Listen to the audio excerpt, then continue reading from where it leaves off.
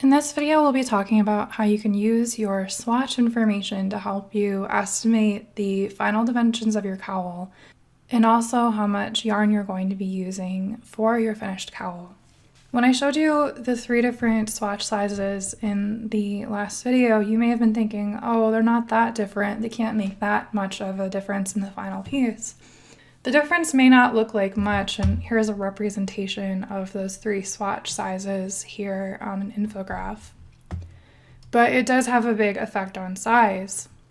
This diagram illustrates the short length of the cowl and how the swatch size changed the size of the finished piece. So the center rectangle is what is considered a gauge for the pattern with a sport weight yarn. And the short length is 9 inches by 32.5 inches. Based on the smallest swatch, the cowl would become 7.5 inches by 19.5 inches. So a lot of length is lost and not so much width. In contrast, the large swatch produces a 45.5 inch circumference cowl by 12 inches in terms of depth, and that is significantly larger than what was anticipated based on the pattern gauge. So you're looking at over 10 inches of difference both ways just by changing a few needle sizes. You might be thinking, Amanda, it's a cowl, it's not that big of a deal. I don't really care how big or small it is. But where you might care is how that affects your yarn utilization. So from the swatch, we have a small estimate of how much yarn we're going to use in the final piece.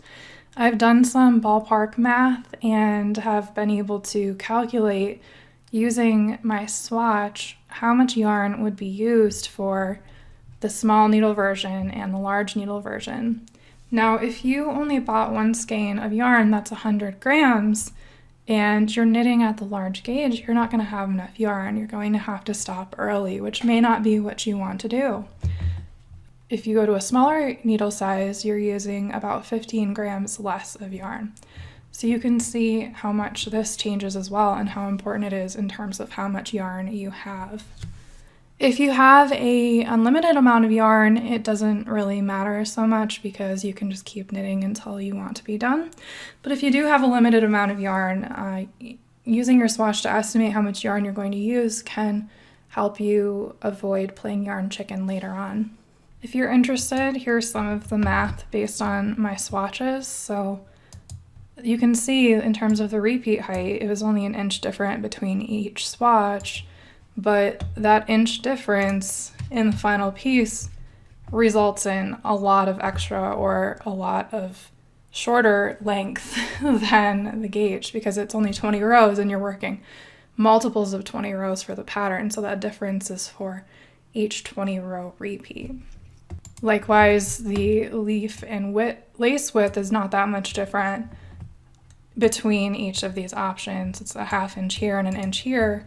But you can see still that it is definitely affecting the final dimensions of the piece. So, how does this apply to you? Well, I have created a calculator that will help you figure out what final dimensions and how many grams of yarn you will be using in your final piece.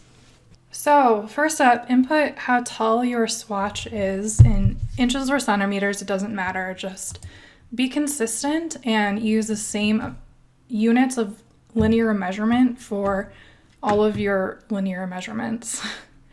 So for me, my swatch was 2.5 inches and the width of my leaf section was 3 inches and my lace section was 3 inches. And how much does your swatch weigh in grams? So from your swatching step, this is where this number becomes important.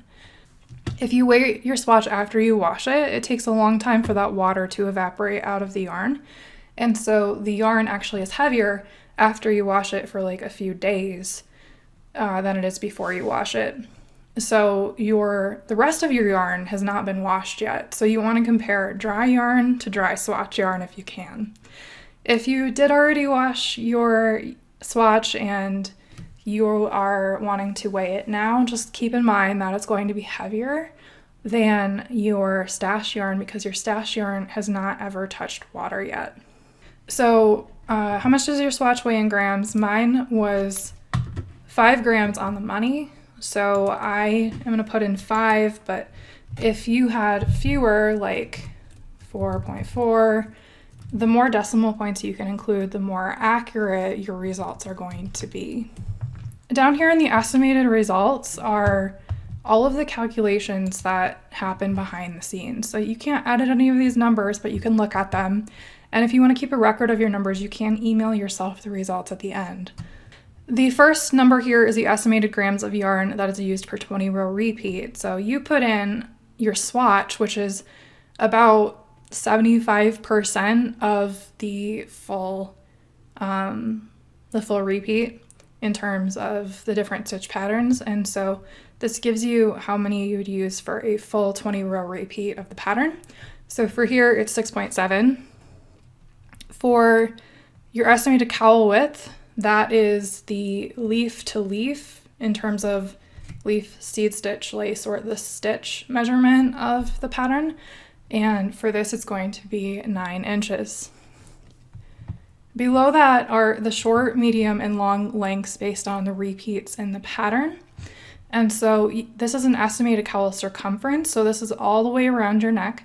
And so this would be a 32.5 inch, because I used inches. If you put in centimeters, it would be centimeters.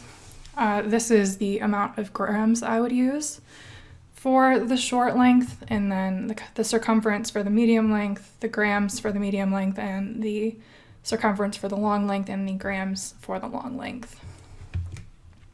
So that can help you to determine which size you would like to knit, or if you would like to make any adjustments before you cast on. At the end here, you can have your results emailed to you. So if you'd like a copy of your results for future reference, just enter your email and confirm it here. There's no sneakiness here. I'm not going to add you to my marketing list unless you check this box, because I don't like being sneaky like that. And your email is only going to be used to email you your results. You won't be added into any email lists, and I have the form set up to delete your data as soon as it's submitted, so you don't have to worry about having your email anywhere that you wouldn't want it. So if you do want these emailed to you, go ahead and enter your email address, choose whether or not you want to receive my newsletter, and then click email me my estimations. You should see the email nearly instantaneously, and you should get an email that looks like this. It'll have the information you entered, your estimations for the short, medium, and long length. That's all of the videos for getting ready for the Terra Firma Cowl knit along. Stay tuned tomorrow, where we'll talk about reading charts, casting on, working the first row of the pattern, and a few other topics. Thanks for listening, and I look forward to talking with you again tomorrow.